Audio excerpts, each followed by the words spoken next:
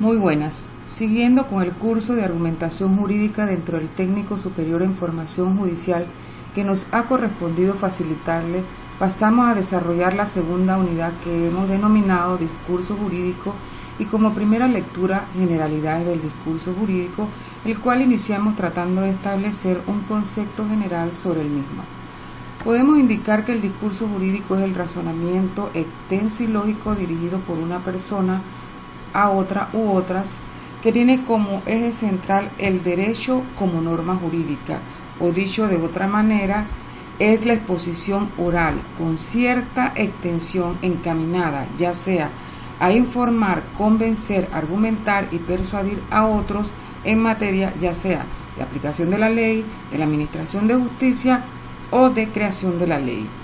En el ámbito judicial, este tipo de discurso tiene por objeto, a través de sus argumentos convincentes y o persuasivos, que se puede ilustrar la inteligencia de los jueces para decidir si un hecho se ha realizado o no, si una persona es o no culpable, si ha de aplicarse tal o cual norma jurídica o si éste ha de interpretarse en uno u otro sentido. Es el tipo de discurso que más interesa al abogado cuando actúa como orador delante de un estrado judicial encaminado a convencer ya sea al jurado, al tribunal colegiado o al juez. Ahora bien, ¿cuáles son los elementos que caracterizan al discurso jurídico? Esto nos lleva a señalar sus principales caracteres, en atención sobre todo a la finalidad con que se emiten o pronuncia, siendo ella la siguiente. El discurso para entretener es aquel que busca del auditorio muestras de complacencia. El discurso para informar, aquí el orador se dirige al auditorio con la intención de ampliarle su conocimiento. El discurso para convencer es el utilizado por los profesionales del derecho con la intención de influenciar acerca de la verdad que pueda ser probada. El discurso persuasivo, aquí la idea es convencer para que el receptor cambie de postura al convencerse de la posición del emisor. También resulta importante referirnos a los tipos de discurso, dejando claro que existen diversas clasificaciones. Así tenemos aquellos que atienden al modo como se presenta al auditorio. Ellos son el discurso jurídico leído, que consiste en escribir lo que se quiere transmitir y se lee en el auditorio. Por lógica, este tipo de discurso no logra captar la mayor atención del auditorio. El discurso memorizado, aquí las ideas fluyen de memoria, al punto que permiten recitar el tema a desarrollar.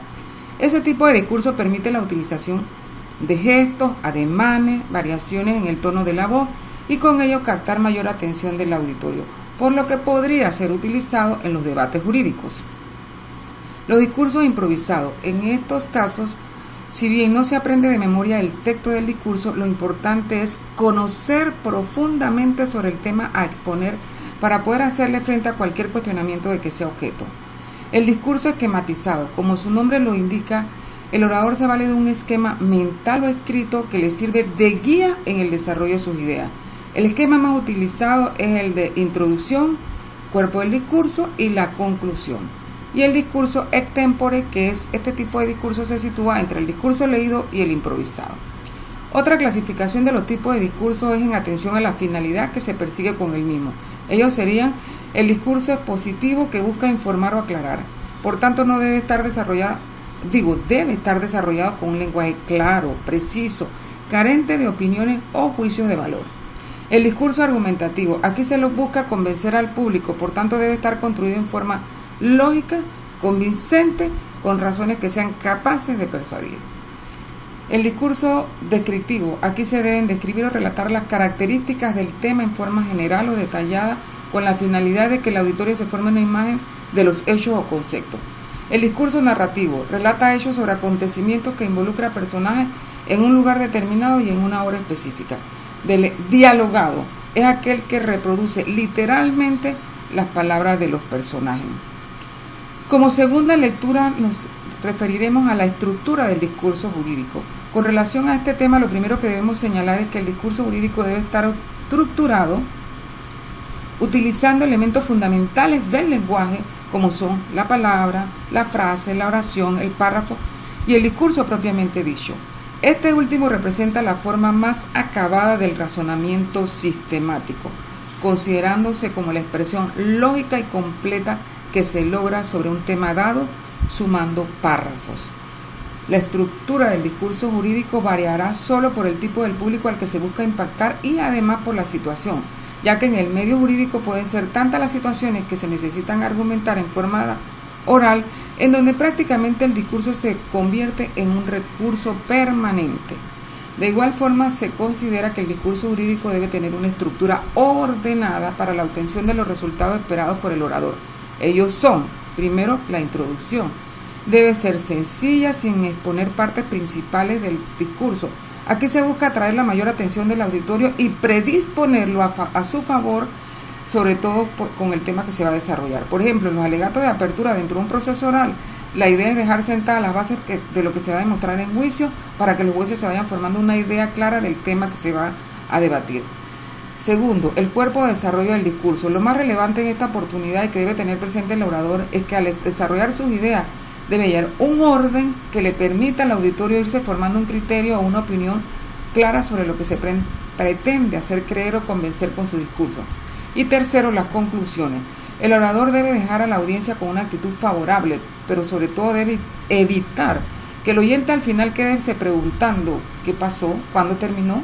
Esto suele suceder cuando el orador, al tratar de concluir con la exposición de sus ideas, termina en forma abrupta, dejando al auditorio con una sensación de que algo quedó inconcluso. Como tercera lectura nos referiremos a la clasificación del discurso jurídico. Así tenemos que según la motivación se clasifican en discurso de sobremesa, que es aquel que tiene por objeto el uso de las palabras con el fin de entretener, recordar hechos, contar anécdotas dentro de una actividad de carácter social. Y el discurso informativo, aquí el expositor pone en conocimiento del auditorio algo que desconocía y por ello se desarrolla en forma de narración, descripción, exposición, etc.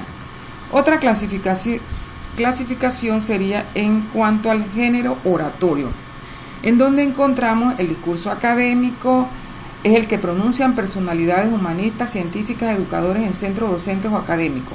El discurso forense es el discurso jurídico y se pronuncia en los tribunales de justicia en los juicios orales.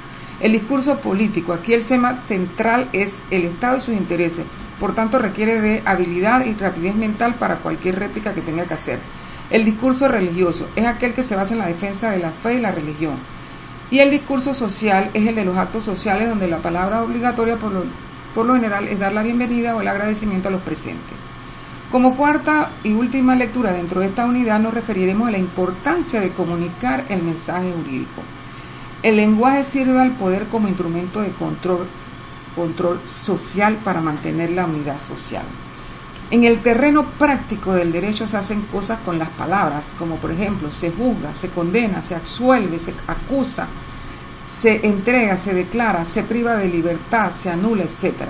Por eso es importante que al desarrollar el discurso jurídico se tomen en cuenta los factores que afectan la buena comunicación, entre los cuales debemos considerar los factores externos, que son aquellos ruidos que impiden que se escuche con claridad el discurso o la comunicación entre las personas, lo que hace perder la atención al discurso. Los factores internos son aquellos que tienen que ver con los pensamientos que alejan al receptor de lo que se está hablando. Y por último, los factores lingüísticos, que son aquellos que son generados por el uso inadecuado del lenguaje, bien sea por problemas de sintaxis o de semántica.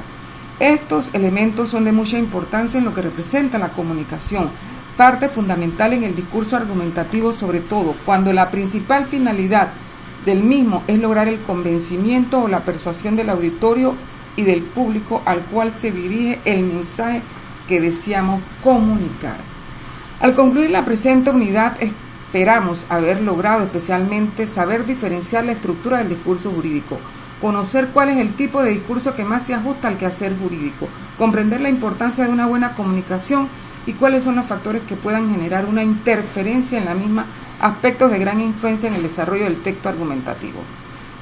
Muchas gracias, estimados colegas, por su atención y seguiremos posteriormente con el desarrollo de las siguientes unidades.